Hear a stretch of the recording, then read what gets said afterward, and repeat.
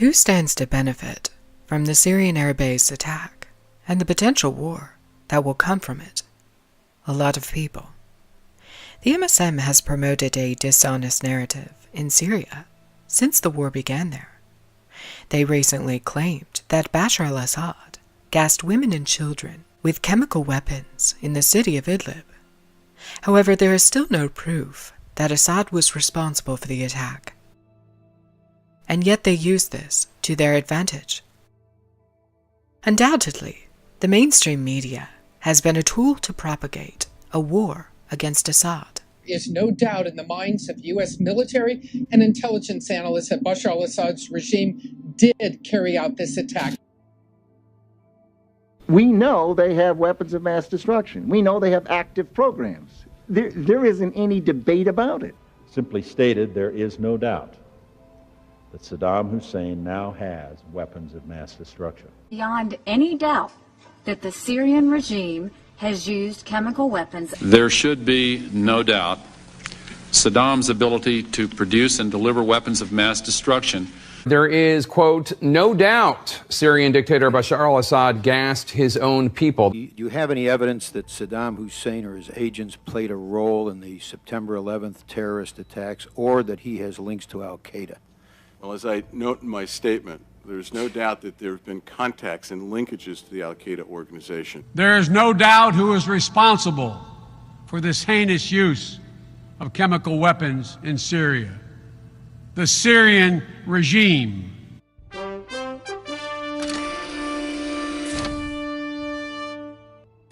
One of the most worrisome things that emerges from the thick intelligence file we have on Iraq's biological weapons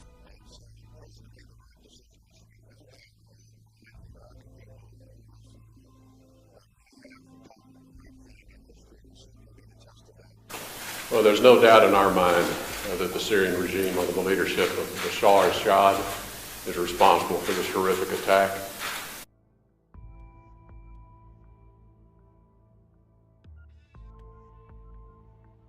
Seemingly overnight, the mainstream media went from Trump's worst enemy to his best friend. And they are beautiful pictures of fearsome armaments making what is for them a brief flight over to this airfield. You know something is very wrong when Trump's sworn foes in the media and politics become his biggest fans with just one missile launch. We heard interviews and press statements from Hillary, Nancy Pelosi, John McCain, and Angela Merkel endorsing the president's actions. Something is very strange here. The question is, why is a war with Syria being ramped up now, just as Donald Trump begins his term? The answer is that there are many, many entities who stand to benefit directly from a war. The world will not waver. Assad must go. There are some who have long wanted Assad's ouster, like Hillary Clinton. An article in The Intercept revealed that as president, Hillary Clinton was planning a full-scale invasion of Syria with U.S. boots on the ground. Why? To overthrow Assad. A second document from Hillary Clinton's email archive on WikiLeaks may provide us with additional information. It states that the war against Bashar al-Assad was ultimately about Israel's national interests and protecting Israel's monopoly on nuclear weapons. The email also states that the goal in Syria is regime change and the installation of a Syrian leader who will be favorable to Washington. If that isn't telling enough to you, then I don't know what is. While I am not a fan of Assad, without a doubt, this WikiLeaks proves that he is being targeted.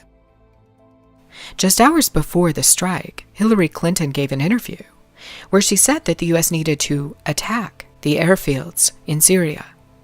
Hillary seemed to have prior knowledge of the bombing. In the last few days. And I really believe that we should have and still should take out his airfields and prevent him from being able to use them to bomb innocent people and drop sarin gas on them. The Islamic State will inevitably benefit from the strike. In recent days, ISIS has lost significant ground in the war after the Syrian army retook the city of Aleppo and portions of the countryside. The strike means that Assad now has another front to his war, this one an aerial campaign from the United States. If Trump takes out Assad, he will actually promote the advancement of ISIS. Israel is another entity that would greatly benefit from an overthrow of Assad. Israel has cheered for a U.S. military intervention for quite some time now, and it seems they have prepared for one as well. Just 2 weeks ago, Israel planned a massive contingency evacuation at its northern border. This article from squawker.org mentions that Israeli Defense Forces practiced the evacuation of 250,000 people living near the Golan Heights. Financially, there could be a major stake in this attack for natural gas companies, as there are 2 proposals on the table from Russia and the U.S. to run a pipeline through Syria and northern Iraq. Of course, Assad will favor the Russian proposal. The natural gas industry and shareholders in the United States stand to profit enormously from the overthrow of Assad, as does Saudi Arabia, which has a major stake in the U.S. proposal.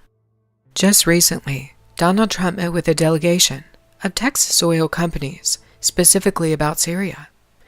It appears oil and natural gas seek to make a profit from Trump's airstrike. This 1983 CIA document further reinforces the notion that the fight for Syria is at least partially about a pipeline. The CIA configured a scheme that involved multiple parties, including Israel, to bring down Syria at the time. It suggests that the CIA was working covertly alongside Israel and Turkey to promote regime change. John McCain has been a top cheerleader for Assad's ouster and a full war with Iran and Russia, despite the fact that a majority of Americans don't agree with him. Approximately 1.5 months ago, John McCain made a secret trip to Syria. The nature of his visit isn't known. McCain previously went to Syria in 2013 to meet with the so-called moderate rebels.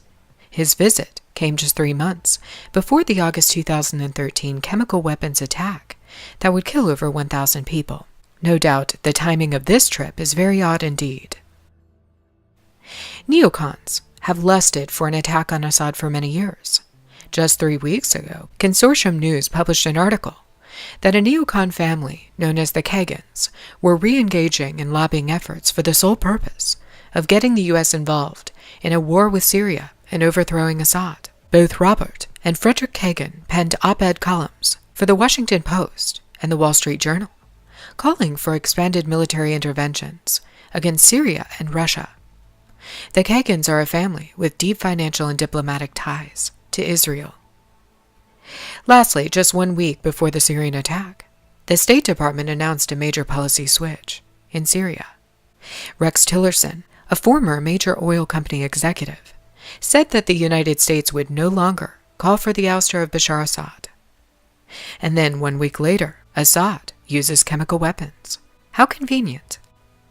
Wouldn't Assad maybe think this was a bad idea to do, right after the U.S. softened its foreign policy stance? Major reversal in America's policy on the Syrian civil war. Today, Secretary of State Rex Tillerson signaled that the U.S. will no longer insist on the removal of Syria's dictator, Bashar al-Assad. This is a globalist setup. The mainstream media is nothing more than an outlet for the elites to spread propaganda to the masses. The next move is boots on the ground, and the American people don't want it, but the elites do. They'll use the media to indoctrinate the masses until a full-fledged war is underway. The deception of the mainstream media was exposed by independent journalist Eva Bartlett at a 2016 press conference regarding the situation in Syria. Bartlett claimed that the MSM is intentionally falsifying the narrative in order to promote regime change. Thank you very much. I'm Christopher Ronneberg with the Norwegian newspaper Aftenposten. A question for, or 2 questions for Ms. Bartlett here. As a journalist, I'm sure you can appreciate getting other impressions than empirical impressions from the ground. When you talk about the Syrian people and what the Syrian people want, how can you quantify that? Do you have any independent surveys where you can actually document that? And secondly, you talk about the corporate media, the Western media, the lies, and all of this. Could you explain what you think might be the agenda from us in the Western media, and why we should lie, why the international organizations on the ground should lie, why we shouldn't believe all these absolutely documentable facts that we see from the ground, these hospitals being bombed, these civilians who are talking about the atrocities that they have been experiencing. How can you justify calling all of us liars? Sure. Thank you. I mean, there are certainly honest journalists amongst the very compromised establishment media. Let's start with your second question. So, international organizations on the ground. Tell me which ones are on the ground in eastern Aleppo. Yeah, okay, I'll tell you, there are none. There are none.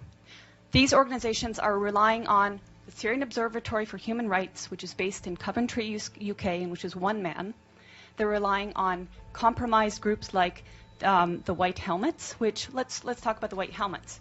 The White Helmets were founded in 2013 by a British ex-military officer. They have been funded to the tune of $100 million by the US, UK, and Europe, and other states. They purport to be rescuing civilians in eastern Aleppo and Idlib, yet no one in eastern Aleppo has heard of them. And I say no one, bearing in mind that now 95% of these areas of eastern Aleppo are liberated. They purport to be rescuing civilians in eastern Aleppo and Idlib, yet no one in eastern Aleppo has heard of them. The White Helmets purport to be neutral, yet they can be found carrying guns and standing on the dead bodies of Syrian soldiers. And their video footage actually contains children that have been recycled in different reports. So you can find a girl named Aya who turns up in a report in month, say, August, and she turns up in the next month in 2 different locations. So they are not credible. The SOHR is not credible. Unnamed activists are not credible. Once or twice, maybe, but every time, not credible. So your sources on the ground, you don't have them. As for your agenda, not your, but the agenda of some corporate media, it is the agenda of regime change.